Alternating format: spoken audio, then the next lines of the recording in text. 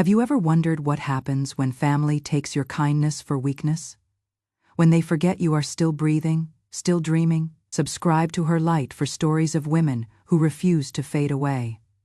Hit that notification bell, because dignity has no expiration date. The October rain drummed against our kitchen windows that Tuesday evening, each droplet creating tiny rivers that blurred the amber glow of our front porch light. At 72, I had grown accustomed to these quiet dinner hours in our modest Cleveland home, the kind of routine that feels both comforting and suffocating. The aroma of my homemade pot roast filled the kitchen, a recipe I had perfected over 5 decades of cooking for this family. I set down my fork with deliberate care, watching steam rise from the mashed potatoes I had whipped by hand just an hour earlier. My arthritic fingers still ached from gripping the masher, but I never complained about such things anymore. The silence at our oak dining table felt heavier than usual tonight, broken only by the gentle scraping of silverware against plates and the distant hum of our ancient refrigerator. "Marcus, honey," I began softly, clearing my throat. "Would it be all right if I joined you all for the evening news tonight? Channel 5 is running a documentary about community gardens that I thought might be interesting to watch together." The words hung in the air like morning fog. Marcus, my 45-year-old son, stopped chewing mid-bite, his jaw working mechanically, while his dark eyes fixed on something beyond my left shoulder. His wife Jennifer's spoon clinked against her ceramic bowl with what seemed like deliberate precision, the sound sharp and uncomfortable. Even my precious granddaughter Sophia, barely 8 years old with her mother's blonde hair and serious brown eyes, seemed to sense the tension building around our table, like storm clouds gathering strength. Marcus set down his fork. Hard, the metal struck the plate with a sound that made me flinch. "For crying out loud, Grandma Ruth." His voice exploded into the quiet kitchen with shocking force. "You are like some kind of ghost haunting this house. Cannot you see we need our space? All you do is sit around waiting for death to take you." The words hit me like ice water thrown in my face. I felt my chest tighten, my breath catching somewhere between my lungs and my throat. But Marcus wasn't finished with his assault. "Why don't you just go sit in your bedroom and knit or read or whatever old people do?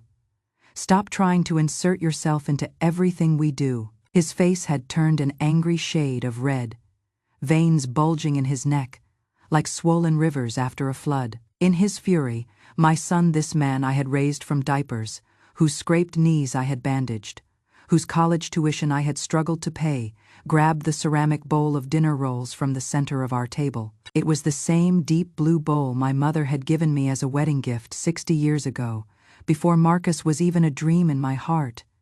He hurled it toward the kitchen counter with vicious intent. The bowl shattered against the white tile backsplash with a sound like breaking bones. Pieces of blue porcelain scattered across the linoleum floor like fragments of my shattered dignity, mixing with fresh dinner rolls that now lay bruised and forgotten. I sat frozen in my chair, watching the destruction of something irreplaceable. The sharp crack of ceramic against tile echoed in my ears, mixing with the sudden, terrible silence that followed Marcus's outburst. Jennifer's eyes darted between her husband and me, her face pale as milk, but her mouth pressed into a firm, disapproving line. She said nothing, did nothing. Sophia's lower lip trembled as she stared at the mess, her small hands gripping her cloth napkin so tightly her knuckles showed white. Nobody moved to help clean up the destruction. Nobody said, "Marcus, that was cruel and unnecessary." Nobody said, "Mom, we are sorry you had to hear those awful things." They all just sat there in that terrible quiet, letting the broken pieces of my mother's wedding bowl lie scattered across the floor, like the fragments of my place in this family. The pot roast grew cold on my plate, while understanding crystallized in my mind with shocking clarity. I had become invisible in my own family, not cherished, not valued, simply endured like an unwanted houseguest who had overstayed her welcome. The woman who had raised Marcus from infancy, who had sacrificed her own dreams to pay for his college education, who had moved into this house after my husband died to help with childcare and expenses that woman had been systematically erased from their daily lives. Time seemed suspended in the space between heartbeats. Somewhere in the distance, a neighbor's dog barked twice. The refrigerator hummed its familiar tune. A car drove past our house with music playing softly from open windows. But inside our kitchen, inside this moment that would change everything, the world felt frozen. I stood slowly, my knees protesting with sharp pains that reminded me of my age and fragility. When my voice finally came, it was steady despite the tremor in my hands. I will go get the broom to clean this up. But as I walked toward our utility closet, passing the family photos on the hallway wall that chronicled Marcus's childhood and Sophia's first years, I made a different decision entirely. This would be the absolute last time I cleaned up after their cruelty. The last time I accepted invisibility as my portion in life. The last time I waited for death instead of choosing to truly live. That night, I sat on the edge of my narrow bed in the guest room they had graciously allowed me to occupy, not even my own room, in a house where I quietly paid half the monthly mortgage from my modest widow's pension. I pulled out the small spiral notebook I usually kept for grocery lists and grocery store coupons, and I began writing something completely different: plans, dreams, a future that would belong entirely to me. The next morning brought crisp October air and golden sunlight filtering through maple trees outside my bedroom window. While Marcus rushed off to his job at the automotive parts manufacturing plant and Jennifer dropped Sophia at elementary school, I made my way down to our unfinished basement for the first time in months. The concrete walls were damp from recent rain, marked with water stains that looked like abstract art painted by neglect. The space was filled with abandoned exercise equipment, a treadmill that no one had used in years, free weights gathering dust, and towers of storage boxes containing Christmas decorations and outgrown children's clothing. A single bare bulb hung from the low ceiling, casting harsh shadows that made every corner look uninviting. But as I stood in that neglected space, breathing in the musty air and listening to the house settling above me, I saw something entirely different. I saw possibility stretching before me like sunrise after the darkest night. I spent the rest of that morning measuring every inch of the basement with a cloth tape measure I found in our junk drawer. I sketched rough layouts on the backs of old envelopes, researching apartment design ideas on the computer at our local library branch. The librarian, Mrs. Patterson, had known me for years and helped me navigate websites about small space decoration and budget renovation techniques. Planning some redecorating, Ruth, she asked kindly. Something like that, I replied, not ready to share my full vision yet. Over the next 2 weeks, I drove my 10-year-old Honda Civic to discount stores across Cleveland, carefully spending money from my small savings account funds I had accumulated over years of saving birthday card gifts, Social Security checks, and the occasional $20 bill I found in coat pockets. I bought paint, brushes, simple furniture, and warm lighting, each purchase bringing me closer to my secret transformation. Every morning after my family left for work and school, I descended into that basement like a miner seeking buried treasure. I worked slowly but steadily, my 72-year-old body protesting some days, but my spirit growing stronger with each completed task.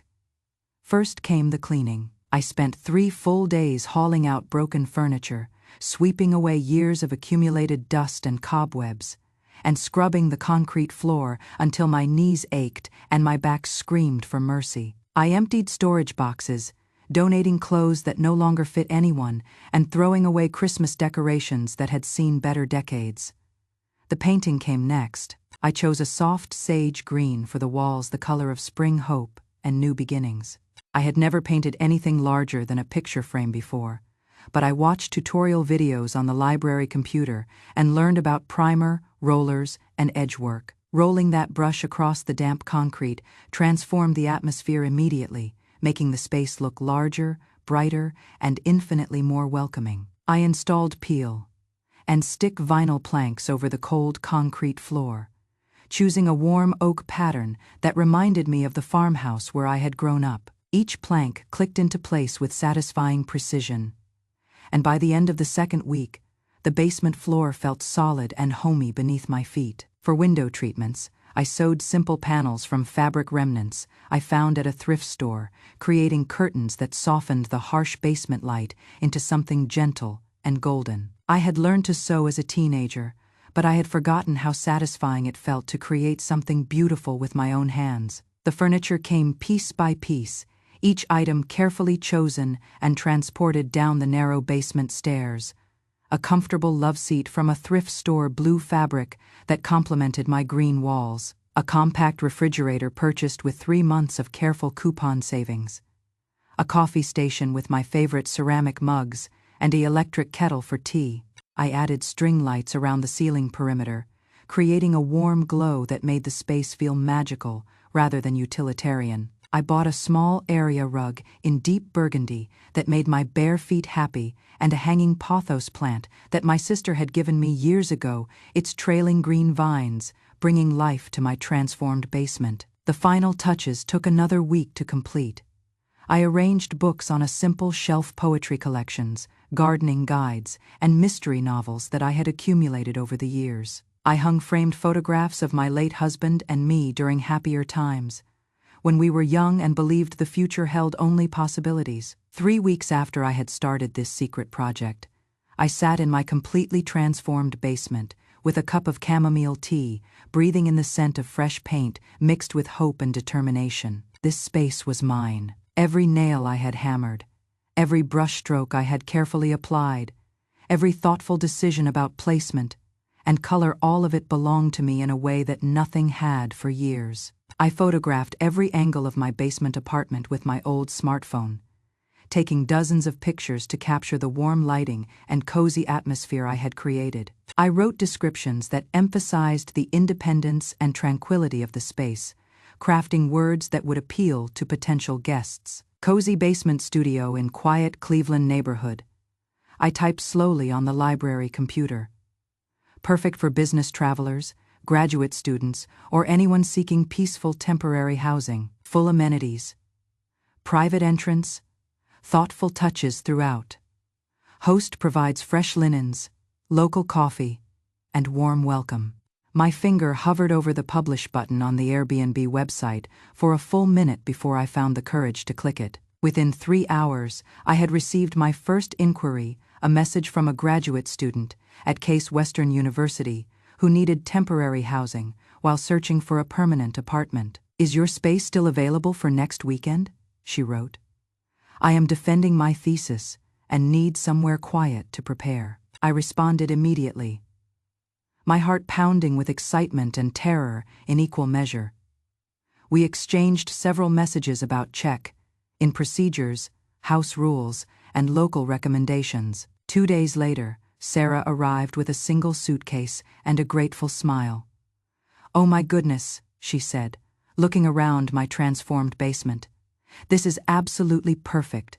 So warm and welcoming." I had prepared a small welcome basket with homemade oatmeal cookies, local coffee, and a handwritten note with Wi-Fi information and emergency contacts. Sarah's genuine appreciation for these small touches made my heart swell with pride I hadn't felt in years. "The cookies are incredible," she told me the next morning over coffee in my tiny kitchenette. "And this space just feels so peaceful. I got more work done last night than I have in weeks." When Sarah checked out 3 days later, she left a glowing review that made me cry with happiness. "Ruth is the most thoughtful host I have ever encountered. Her basement studio is immaculate, comfortable, and filled with little touches that make you feel truly welcome." The homemade cookies and fresh coffee were perfect after long days of studying. I cannot recommend this space highly enough. 5 stars without hesitation. That first payout of $120 felt more significant than any paycheck I had ever received. It wasn't just money, it was validation that someone valued my effort, my care, and my vision enough to pay for the experience I had created. Over the following weeks, more guests arrived. A businessman from Detroit who was in town for a medical device conference. a young couple visiting Jennifer's family for a wedding, a traveling nurse who was working temporary shifts at university hospitals. Each guest appreciated not just the physical space, but the attention to detail that made their stay memorable. I began to understand the psychology of hospitality in ways I had never considered before. The fresh towels folded just so the extra blanket in case the basement got chilly. The local guidebook I created with restaurant recommendations and directions to nearby attractions. These details weren't just nice touches. They were what separated a good experience from an exceptional one. By the end of my first month, I had earned $480. By the second month, my calendar was booked 3 weeks in advance, and my income had grown to $750. Word was spreading through online reviews and personal recommendations from satisfied guests, but the money, while important for my growing sense of financial independence, wasn't the most significant transformation happening in my life. The real change was internal in how I saw myself and my capabilities. I was no longer just Ruth, the forgotten grandmother upstairs waiting for death. I was Ruth, the entrepreneur who had built something beautiful and profitable from nothing but determination and vision. I opened a separate bank account specifically for my rental income, learning about business banking and tax implications for the first time in my life. I researched liability insurance and created a simple website showcasing my basement apartment. I was becoming someone I had never imagined possible at 72 years old. The irony wasn't lost on me that in the basement where Marcus had essentially banished me, I had discovered wings I never knew I possessed. 6 months into my new venture, the morning routine upstairs continued exactly as before. Marcus still rushed out each day without saying goodbye, gulping coffee and grabbing his lunch bag with military efficiency. Jennifer still managed Sophia's school schedule and extracurricular activities with the precision of a corporate executive. They had adjusted to my absence from their dinner table conversations without comment or curiosity, as if I had never been part of their daily lives at all. But my absence from their routine had created space for something remarkable to grow. My phone buzzed regularly with booking requests and messages from grateful guests. My email inbox filled with 5-star reviews and recommendations. My bank account grew steadily for the first time since my husband's death 5 years earlier. I had been quietly supporting this household financially for years, covering grocery bills, utility payments, and emergency home repairs from my modest widow's pension without ever asking for recognition or gratitude. Now, for the first time since becoming a widow, I was building something that belonged entirely to me. I used my growing rental income to research real estate investment opportunities, spending hours at the library, learning about property values, neighborhood trends, and rental market analysis. I discovered online communities of female entrepreneurs who shared strategies for building small real estate portfolios, and I began to dream bigger than I had ever allowed myself before. By spring, I had saved enough money for a down payment on a small duplex across town in a transitional neighborhood near the university. The previous owner was an elderly widow like myself, ready to sell quickly to fund her move to assisted living. She was motivated by my cash offer and my promise to maintain the property with the same care she had shown for 30 years. The duplex needed new flooring in both units, fresh paint throughout, and updated bathroom fixtures, but I had learned to see potential where others saw problems. I spent weekends and evenings transforming both apartments into welcoming homes, applying the same attention to detail that had made my basement so successful. I painted the walls in warm, neutral colors that would appeal to a broad range of tenants. I installed new laminate flooring that looked like hardwood but could withstand the wear and tear of rental living. I replaced outdated light fixtures with modern, energy-efficient alternatives that brightened every room. The renovation took 3 months of steady work, but by summer, I had 2 additional income streams and a waiting list of potential tenants. Graduate students, young professionals, and other people in transition appreciated the clean, comfortable spaces I had created with such care. My small real estate portfolio was generating over $2,000 monthly by the time Marcus finally noticed that something fundamental had changed in my daily routine. It happened on a Thursday morning in late July when he came home sick from work with what he thought might be food poisoning. I was upstairs, making ginger tea, when I overheard him talking to someone on his cell phone in the kitchen. His voice lower than usual, but still audible through our thin walls. "Yeah, Mom's been acting weird lately," he was saying, apparently to a friend or coworker.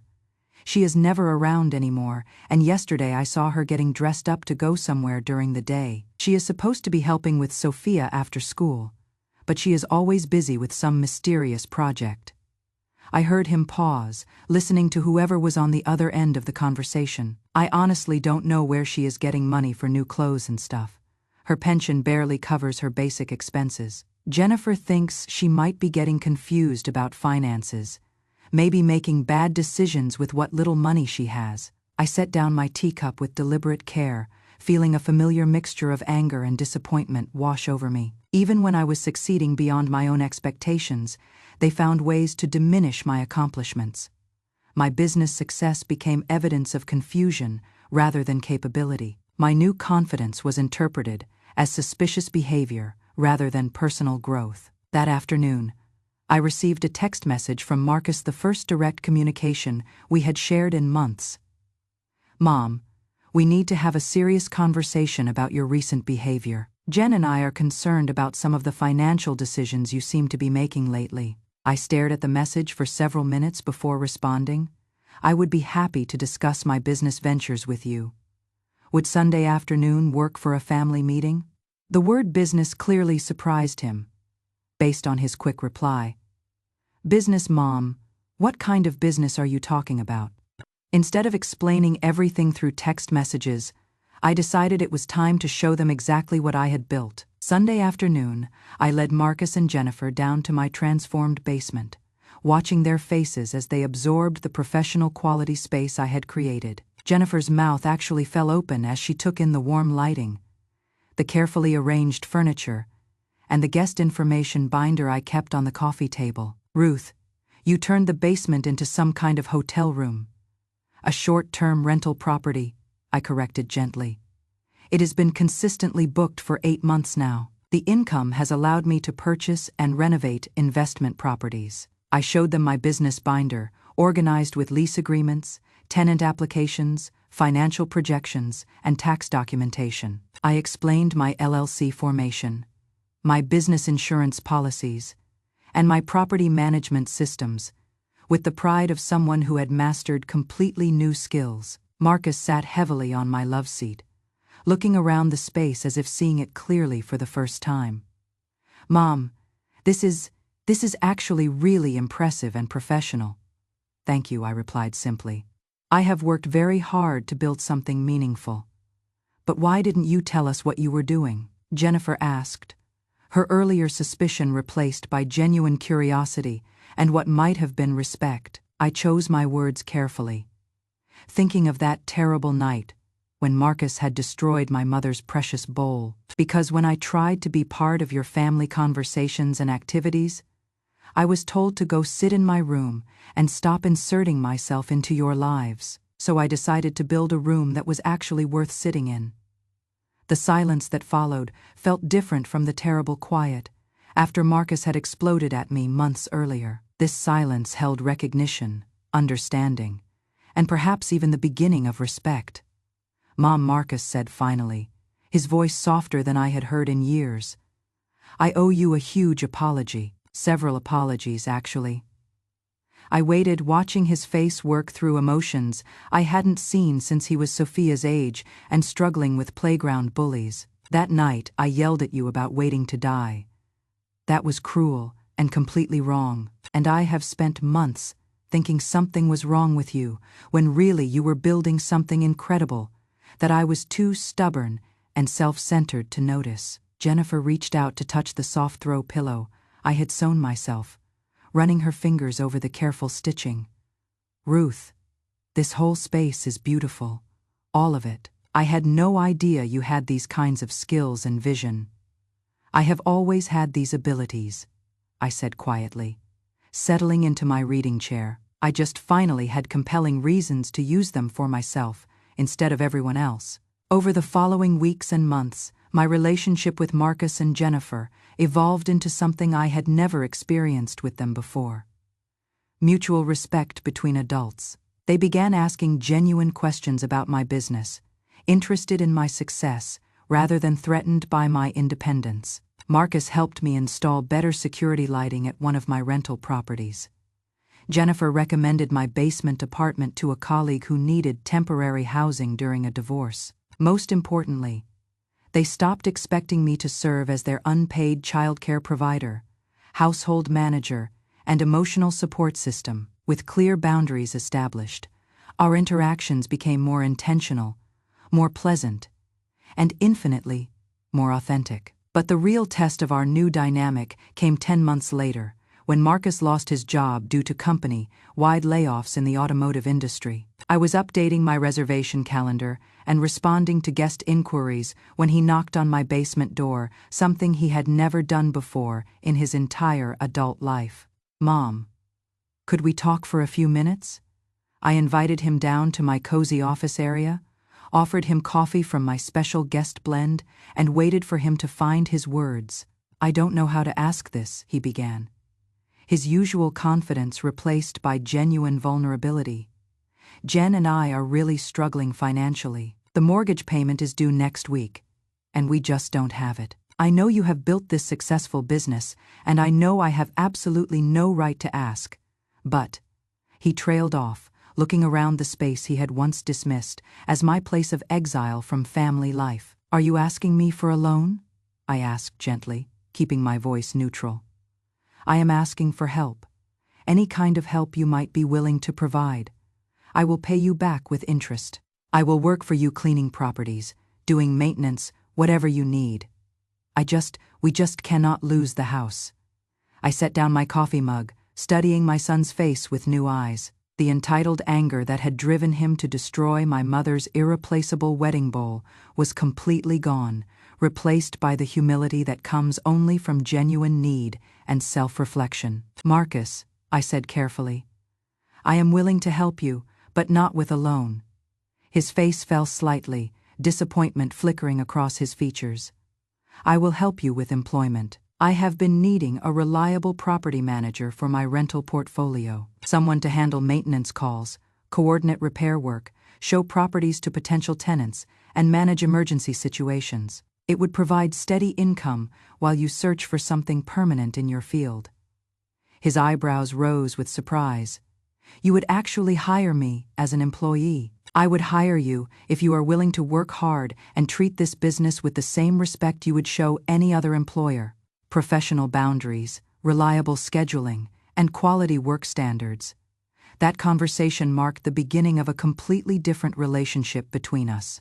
Marcus started working for me part-time, proving himself to be reliable, detail-oriented, and surprisingly good with tenant relations. Within 4 months, he had found a new position in his field, but he continued managing my properties on weekends and evenings. Our work relationship had created space for a healthier personal relationship built on mutual respect rather than assumed obligations. Jennifer eventually asked if I could teach her about real estate investing and property management. She had been working part-time as a dental hygienist, but she was interested in building something more substantial for her own financial security. Together, we researched multi-family properties and investment strategies, and within 18 months, she had purchased her first duplex using knowledge I had shared and a small loan from my business account. The transformation extended far beyond my immediate family.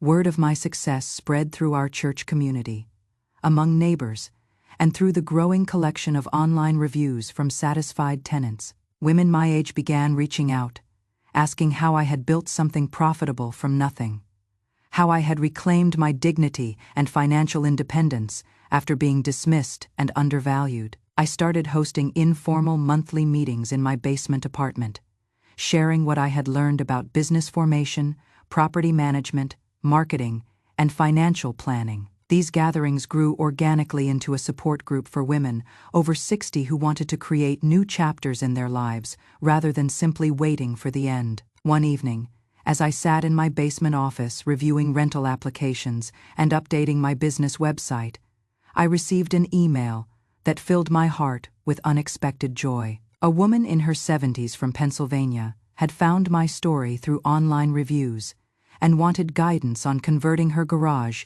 into a rental space. "Dear Ruth," she wrote, "my daughter-in-law recently told me that I should just accept that my useful, productive years are behind me and stop trying to contribute to society. But your story makes me think she might be completely wrong about that. Could you possibly help me prove it?" I replied immediately, offering encouragement and practical advice about renovation planning, permit requirements, and guest safety considerations. Over the following months, we exchanged dozens of emails about design choices, marketing strategies, and pricing structures. When she sent photographs of her completed garage apartment and shared her first glowing 5-star review, I felt as proud as if it were my own accomplishment. That correspondence made me realize the most important transformation of all. I had become not just a businesswoman, but a mentor and inspiration. Not just a property owner, but a living example for other women who had been written off as irrelevant by their families and society. I started documenting my journey more intentionally, creating a blog called Her Light, where I shared practical advice about real estate investing, renovation projects, and the psychological work required to reclaim dignity after being dismissed. The readership grew slowly but steadily, mostly women facing similar family dynamics and life transitions. In my blog posts, I was careful never to vilify Marcus or Jennifer or portray them as irredeemably terrible people. Instead, I focused on the internal work that had made my transformation possible. The decision to stop seeking approval from others and start building something meaningful for myself. The choice to create value instead of waiting for others to recognize my existing worth. The blog led to speaking invitations at senior centers, women's organizations, and community colleges, standing in front of audiences ranging from 12 to 50 people, sharing my story of transformation. I was amazed by how many heads nodded in recognition, how many women approached me afterward with their own stories of being invisible in their families, dismissed by their adult children, or made to feel like burdens instead of blessings. But I also heard inspiring stories of transformation from women who had refused to accept invisibility as their permanent condition. Women who had started small businesses, pursued delayed dreams, learned new technologies, or simply established boundaries that restored their sense of personal dignity. Exactly 1 year after that terrible dinner, when Marcus had thrown my mother's precious wedding bowl against the kitchen wall, I sat in my basement apartment, reviewing my financial portfolio with a sense of accomplishment I had never imagined possible. 3 rental properties generating steady monthly income, a growing blog with engaged readers from across the country, a son who now called me for business advice and genuinely valued my expertise, a daughter-in-law who had become not just a tenant but a genuine friend and business partner, a granddaughter who proudly told her classmates that her grandmother was a successful entrepreneur. Most importantly, I had created a life that belonged entirely to me, not built on others' approval or dependent on their recognition, but constructed from my own vision and sustained through my own determined effort. My mother's ceramic bowl could never be replaced, but what it had represented the expectation that I would endure disrespect in silence and accept invisibility as my rightful place had been shattered completely and permanently. That evening, I set up my laptop camera in my cozy basement office and recorded a video for my blog channel, speaking directly to the women who might be watching and wondering if transformation was possible for them too. If someone in your family has made you feel invisible, I said, looking directly into the camera lens, I want you to remember that true visibility starts with seeing yourself clearly, not as a burden waiting for the end, not as someone whose useful years are behind her, but as a person still capable of writing entirely new chapters in her life story. I paused, thinking of all the women who would watch this video seeking permission to value themselves and their remaining years. You are not too old to start over. You are not too invisible to be seen and appreciated. You are not too forgotten to matter deeply. But you might need to build your own stage to stand on, and that is perfectly okay. Building your own stage can be the most empowering thing you ever do.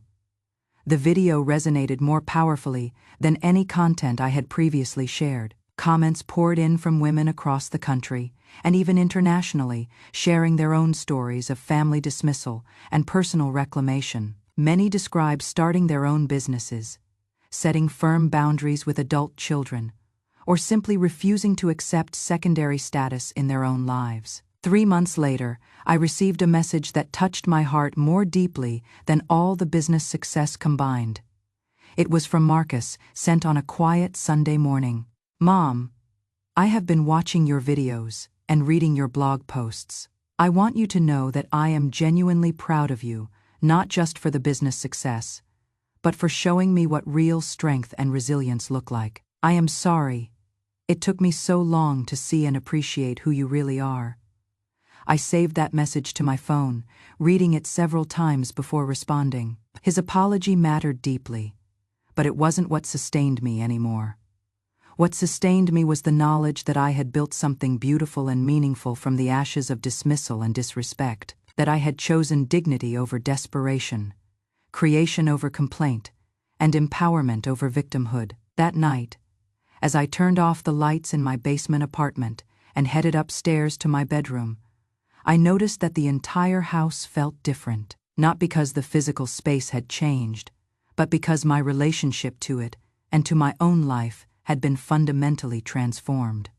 I was no longer a guest hoping for inclusion in my own family. I was the author of my own story, writing chapters that belonged entirely to me. The October rain that had been falling the night Marcus broke my mother's wedding bowl had eventually stopped, as all storms eventually do. Spring had come and gone, bringing new growth and new possibilities. Summer had arrived with opportunities I could never have imagined, and now another autumn was beginning. But this time I was ready for whatever seasons lay ahead.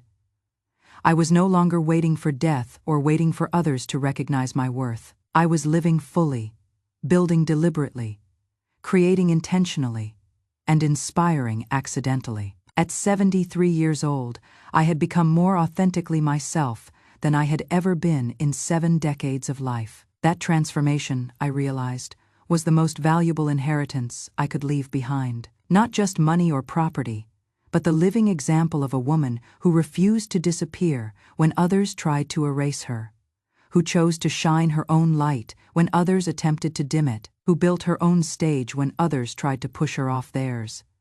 The basement that was meant to be my exile had become my launching pad. The dismissal that was intended to diminish me had instead defined my greatest and most meaningful chapter. Standing in my kitchen that night, I looked toward the basement door and whispered with genuine gratitude, "Thank you for underestimating me." It gave me the freedom to exceed even my own expectations. Tomorrow I would wake up to new rental inquiries, blog comments from inspired readers, and another day of building the life I had consciously chosen for myself. Another day of proving that dignity has no expiration date, and dreams don't retire simply because you reach a certain age. Another day of living in the light I had created for myself, bright enough to illuminate the path for other women who had been told to fade away, step aside, and accept invisibility as their portion. If this story touched your heart, if it reminded you that it is never too late to reclaim your worth and write new chapters, subscribe to her light. We share stories of women who refused to become invisible, who built something beautiful from broken moments and shattered expectations. Hit that notification bell because dignity doesn't ask permission. It just shines brighter when others try to dim it. And if you have your own story of transformation after being dismissed or undervalued, share it in the comments below. Sometimes the most powerful thing we can do is remind each other that we are still here, still valuable, still capable of creating something meaningful. I will see you next week with another story of light conquering shadows, hope defeating despair, and women choosing to build rather than break.